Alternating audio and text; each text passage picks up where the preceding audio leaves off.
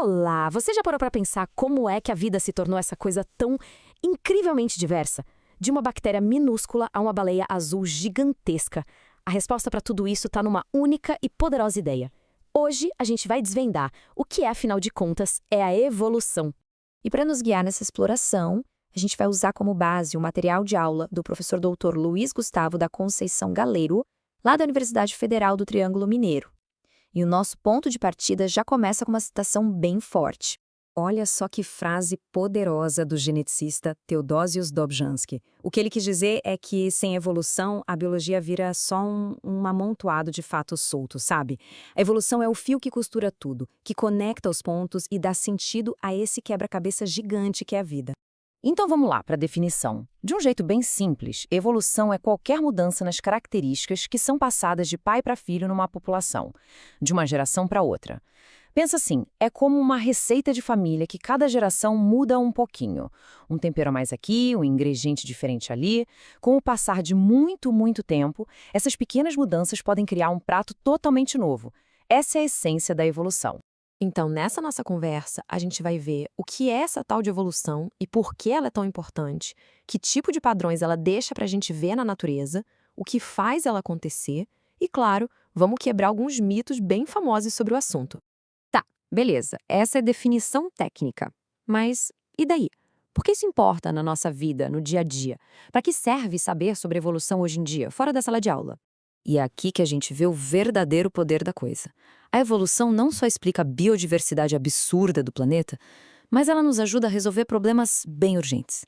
Tipo, a luta contra superbactérias que não morrem mais com antibióticos, ou até prever como os animais e plantas vão reagir às mudanças climáticas.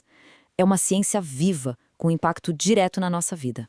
Certo, se a evolução está acontecendo o tempo todo, que tipo de pistas ou impressões digitais ela deixa pelo caminho?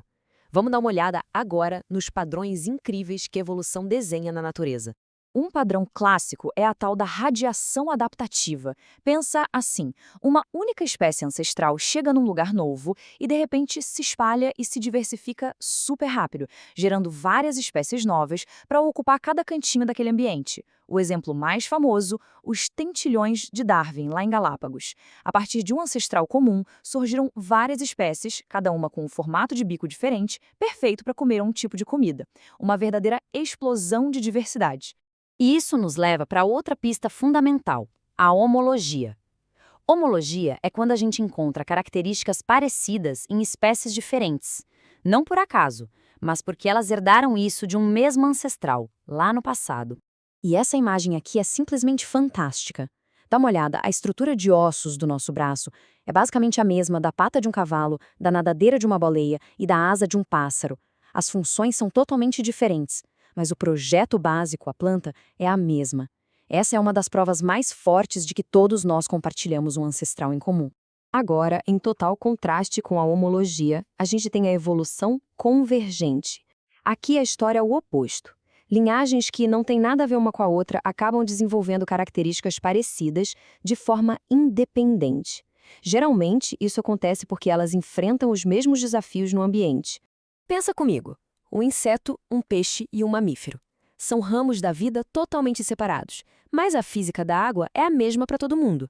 E a solução mais eficiente para se mover na água é ter esse formato hidrodinâmico, meio de torpedo.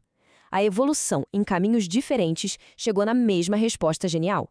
A forma segue a função. É incrível. Bom, a gente já viu os padrões que a evolução cria. Mas o que de fato causa essas mudanças? Quais são as forças, os motores que fazem a máquina da evolução girar? A gente tem dois mecanismos principais e a diferença entre eles é tudo. De um lado, a seleção natural. Ela funciona como um filtro bem rigoroso. As características que ajudam um ser a sobreviver e a se reproduzir são favorecidas e passadas adiante. Do outro lado, tem a deriva genética, que é por acaso. É sorte ou azar. Imagina que um raio cai numa árvore e mata sem querer metade dos besouros de cor verde daquela população. A população mudou, mas não porque ser verde era ruim. Foi só azar. Então, a grande diferença é essa. A seleção natural seleciona o que é mais adaptado, o que funciona melhor. Já a deriva genética é aleatória, é um sorteio, e o efeito dela é muito mais poderoso em populações pequenas, onde qualquer evento ou acaso pode mudar completamente o rumo das coisas. E além desses dois gigantes, a gente tem mais dois motores bem importantes. A mutação, que é a fonte de toda novidade genética, a matéria-prima da evolução, e o fluxo gênico, que é a migração de indivíduos entre populações, que funciona como um grande liquidificador, espalhando essas novidades genéticas por aí. A evolução é uma ideia tão grande, tão impactante, que é natural que um monte de mitos e mal-entendidos surjam ao redor dela. Então agora, vamos entrar nesse campo e quebrar algumas das ideias erradas mais comuns. E talvez o maior de todos os mitos seja visual, essa imagem aqui, a famosa Marcha do Progresso, que mostra a evolução como uma fila, uma escada, com o ser humano lá na frente, no topo. Gente, isso está completamente errado. A evolução não tem um objetivo, não tem uma direção e, com certeza, não tem um ápice. E tem outros erros comuns, né? Aquela ideia de que evolução é só uma teoria, como se fosse um palpite, quando na ciência uma teoria é a explicação mais forte que a gente tem. Ou a confusão de que ela explica a origem da vida, não, ela explica como a vida se diversificou depois que surgiu. E também não é uma busca pela perfeição, nem age para o bem da espécie. São processos muito mais complexos e, na verdade, muito mais interessantes que isso. Então, se tem uma coisa para guardar, é esta. A evolução não é uma escada que sobe. A melhor imagem para ela é uma árvore imensa, cheia de galhos, se ramificando para todo lado. Cada galho é uma linhagem, e todos os galhos que chegam até hoje são igualmente bem-sucedidos em seus próprios ambientes. E essa imagem aqui é o primeiro rascunho conhecido de Darwin sobre essa ideia. Conotação simples, eu acho. Ele desenhou essa árvore, a primeira representação de como as espécies se diversificam a partir de ancestrais comuns. Uma ideia que mudou o mundo num simples rabisco num caderno. No fim das contas, a história da vida é uma história de descendência com modificação. Um processo que nunca para, de ramificação e diversificação, e que conecta cada ser vivo deste planeta, do menor micróbio até nós, a uma única e maravilhosa origem em comum.